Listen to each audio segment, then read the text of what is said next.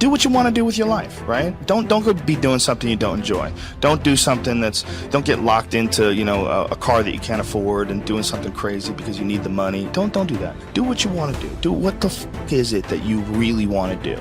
Because if someone else is doing it, you can do it, you know?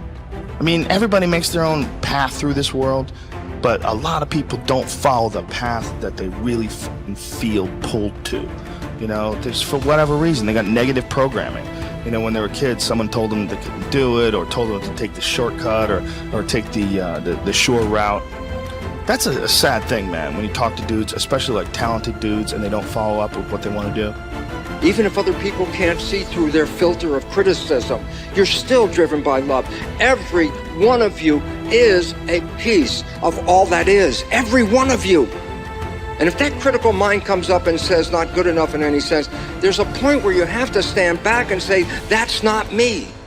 I am more than the program. And when you let go of that problem of self-criticism, you learn and experience for the first time in your life self-love. And why is this important?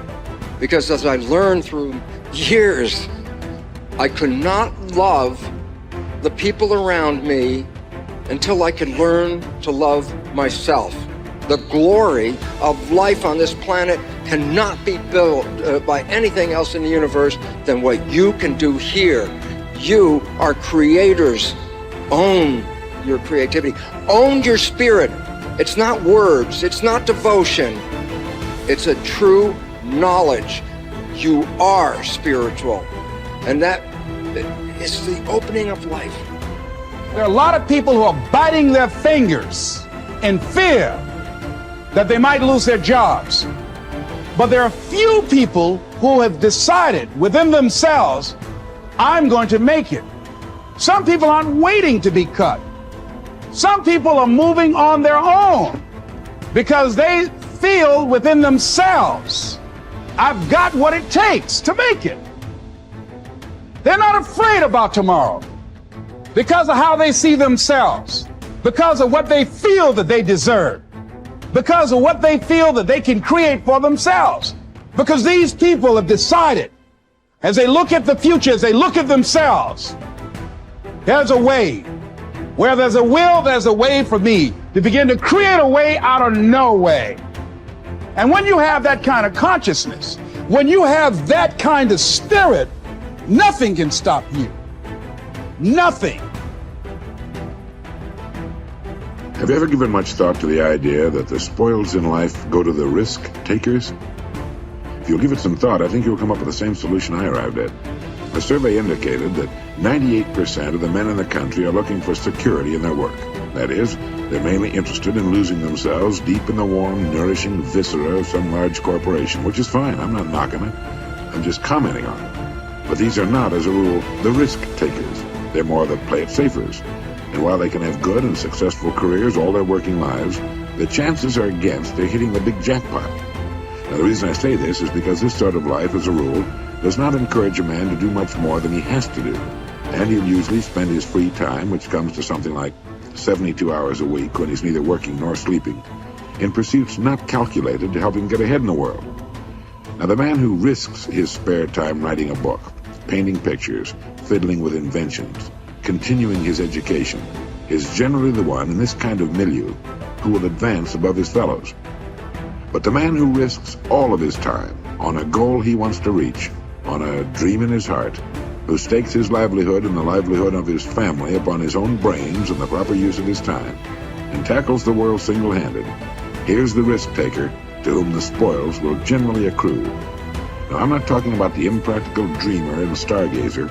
I'm talking about the man of action who gets out and raises the dust in the world.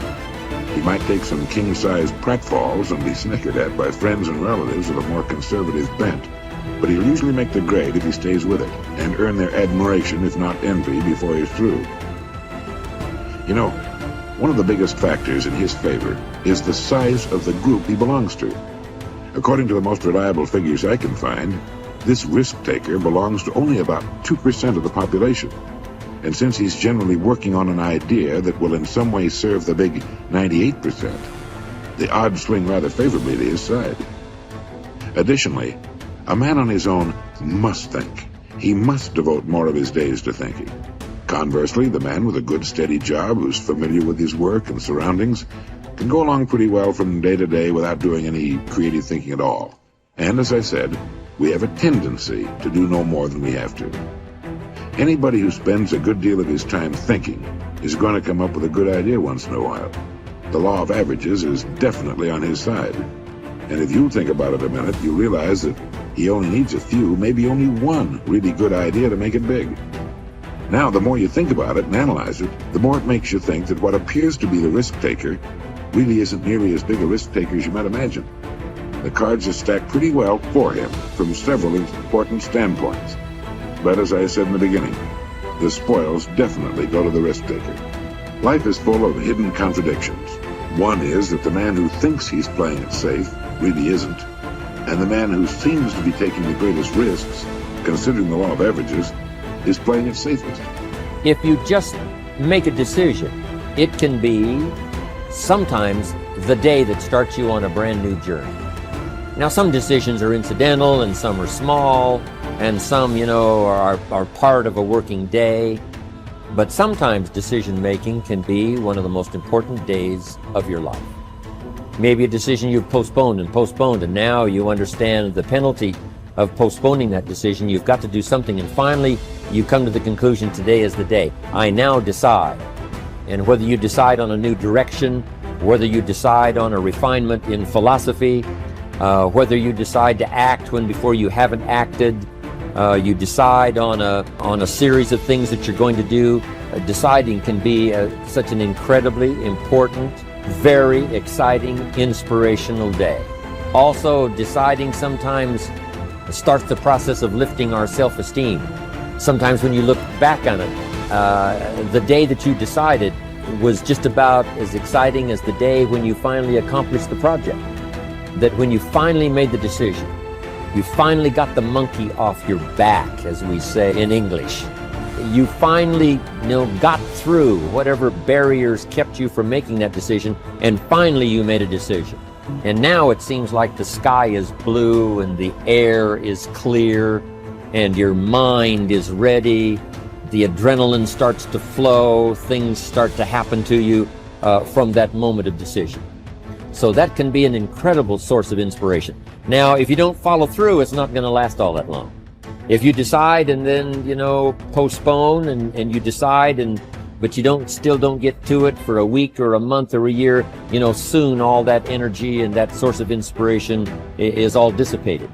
So deciding is inspiring, but not for that long. But once you decide, it can be a very powerful day. But now, of course, you must follow through.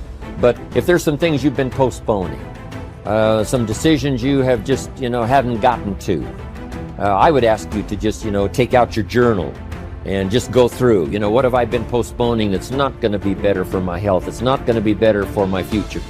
It's not going to enhance my finances.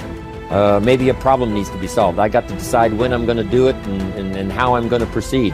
I need to get to it. I promise you, if you'll go through some of that list and start making those decisions, your inspiration will start to flow, and those could be very critically important, exciting days. Indecision is the thief of opportunity. Indecision means the door is still closed. Indecision means the opportunity waits. Indecision means what could be is postponed or may never be. And those are all the penalties of indecision.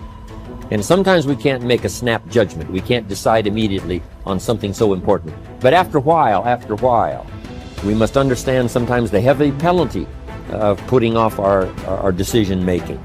So, one source of inspiration, deciding. Nothing is so embarrassing as watching someone do something that you said could not be done. People who embrace possibility thinking are capable of accomplishing tasks that seem impossible because they believe in solutions. When you believe you can do something difficult and you succeed, many doors open for you. Big thinkers are specialists in creating positive, forward-looking, optimistic pictures in their own minds and in the minds of others. If you embrace possibility thinking, your dreams will go from molehill to mountain size, And because you believe in possibilities, you put yourself in position to achieve them. The winners in life think constantly in terms of I can, I will, and I am. Losers, on the other hand, concentrate their waking thoughts on what they should have done or what they don't do. If you believe you can't do something, then it doesn't matter how hard you try, because you've already lost. If you believe you can do something, you have already won much of the battle. The first step in becoming a possibility thinker is to stop yourself from searching for and dwelling on what's wrong with any given situation. Sports psychologist Bob Rotella recounts, I tell people, if you don't want to get into positive thinking, that's okay. Just eliminate all the negative thoughts from your mind. Whatever's left will be fine. If possibility thinking is new to you, you're going to have to give yourself a lot of coaching to eliminate some of the negative self-talk you may hear in your head. When you automatically start listing all the things that can go wrong or all the reasons something can't be done, stop yourself and say, don't go there. Then ask what's right about this. That will help to get you started. And if negativity is a really big problem for you and pessimistic things come out of your mouth before you've even thought them through, you may need to enlist the aid of a friend or family member to alert you every time you utter negative ideas. One of the best ways to cultivate a possibility mindset is to prompt yourself to dream one size bigger than you normally do. Let's face it, most people dream too small. They don't think big enough. Henry Curtis advises, make your plans as fantastic as you like, because 25 years from now they will seem mediocre. Make your plans 10 times as great as you first planned, and 25 years from now you will wonder why you did not make them 50 times as great. If you push yourself to dream more expansively, to imagine your organization one size bigger, to make your goals at least a step beyond what makes you comfortable, you will be forced to grow, and it will set you up to believe in greater possibilities. Most people want their lives to keep improving, yet they value peace and stability at the same time. People often forget that you can't improve and still stay the same. Growth means change. Change requires challenging the status quo. If you want greater possibilities, you can't settle for what you have now. When you become a possibility thinker, you will face many people who will want you to give up your dreams and embrace the status quo. Achievers refuse to accept the status quo. As you begin to explore greater possibilities for yourself, your organization, or your family, and others challenge you for it, other possibility thinkers across the country and around the world are thinking about curing cancer, developing new energy sources, feeding hungry people, and improving quality of life. They are challenging the status quo against the odds. And you should too,